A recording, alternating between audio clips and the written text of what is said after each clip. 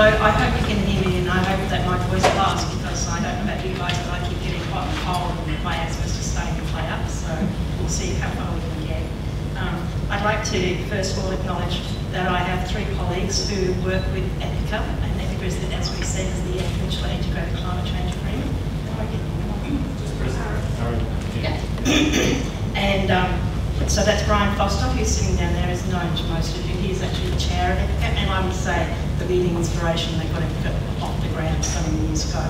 Sitting with Brian is Heather Baldock, who's the current presiding member of the EP NRM board, and again sits at the table, and Rohan sits at the table as the Minister's representative.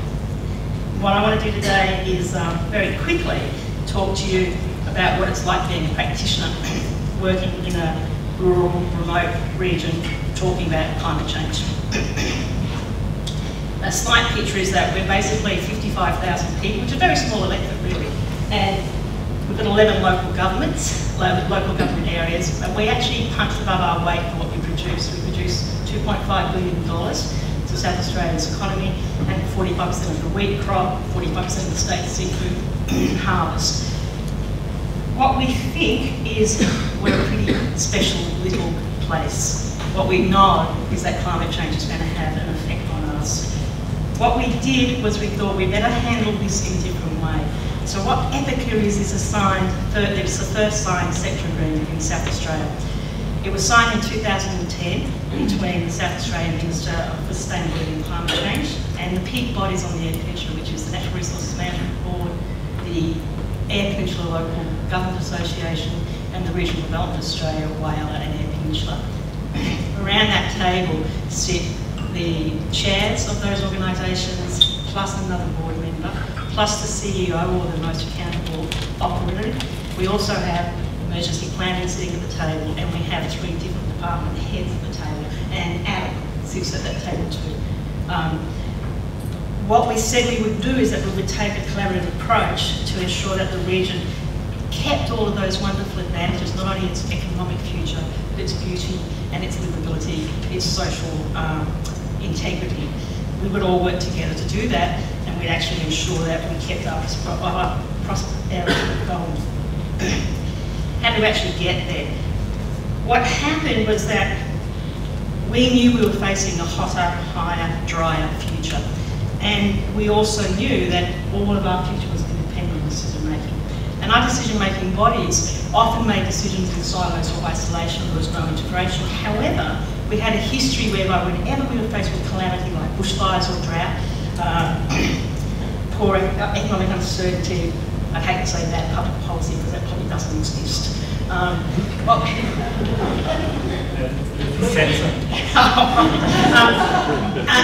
climate change skeptics.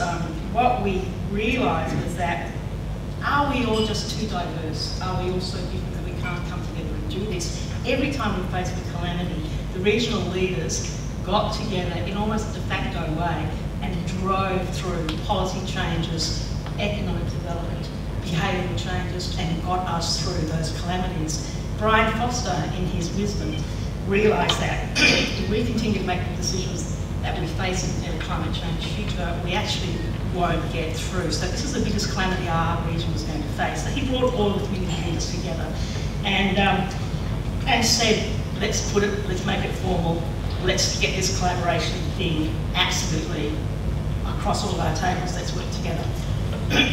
What we did, I won't go through it all, you can see that, but we actually agreed that we would take this really seriously and commit to it. For the next 5 years, we'd actually be a region that could integrate its strategic direction, be collaborative. We'd cross-fertilise the decisions, so what somebody was learning here, they'd tell at that table. What somebody was saying, I'm going to do it here, we'd all be able to say, oh, we can actually help with that, or that's happening here. We would actually inform each other in an integral way, but it had to be science-based. We'd also recognise that we need to take state and national policy into consideration because they were going to be our impacts as well. And we would also take a leadership role of contributing and driving government policy as much as we possibly can. We took our role as being the grassroots, upwards, very, very seriously. what have we done? These are the main projects that we've done, apart from the fact that we've actually got people talking. The main projects that we started hitting at were these four here. The first one was brilliantly done by Nicole and UPRS, and it was called the Resilient Coastal Communities Preparing Sea Level Rise in the Upper Spencer Gulf. What it really was we were being told, don't bother communicating with us as a community because we're over it. We're over being consulted. We're just not going to come anymore. Nobody listens. Nobody says what you're doing, and you've already got your plans made. So we thought, how are we going to get across this? How are we going to learn to communicate? So Nicole's project took Whaler and took a different view of communication. Instead of just putting out a request to come to a workshop, we knew we were going to get the same Maddies, Baddies, or the processed, coming to those workshops. So Nicole's whole mechanism was to, instead of going widely and horizontally into the community, we went vertically, recognising that all of us wear different hats. So you invite me, you get me with the tennis club and the boats and all that, but you also get my mates who do the same thing. So we're talking about people who influence each other in a social way. So the whole idea was that we would invite pivotal people who would then invite pivotal people who would then invite pivotal people. It was a fantastic project. It won the President's Award from the Planning Institute of Australia. What it did for us was it confirmed that we've got to use the right language. And we confirmed that we had to talk to people who influence other people in their own way. One of the main things we learned was that we can't use the word vulnerability. And I know that was all the talk before, but the word vulnerability on the Eyre Peninsula makes everybody go, I don't think so. I don't think so. We're innovative, we're progressive, we supply so much money to the state government, we're really good at what we do, and they turn it off. So, what we then, so we can't use that word. We then, I'll go to the next one, our adaptation plan is in 2 stages, and Mark Stephenson and Associates helped us put together the first stage, which was an extensive research audit, and it wasn't just a desktop research audit, it was actually going to people's offices and saying, what's that box down there, what's that with your research there.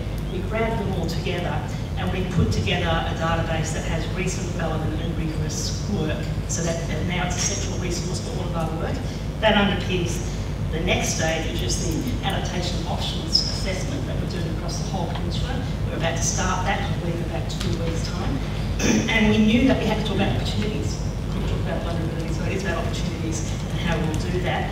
And then the database will become, if we can fund it, a really accessible database for all of the stakeholders. And we thought also we needed to look at mitigation in some way, shape or form. So we're working with ClimateWorks, who are from Victoria, to develop a low carbon growth plan for the whole of the Hamden. So basically, overarchingly, what we've done in the Eyre Peninsula is kept everybody talking at the table. We'll develop a plan that is a future that our community is telling us that they want.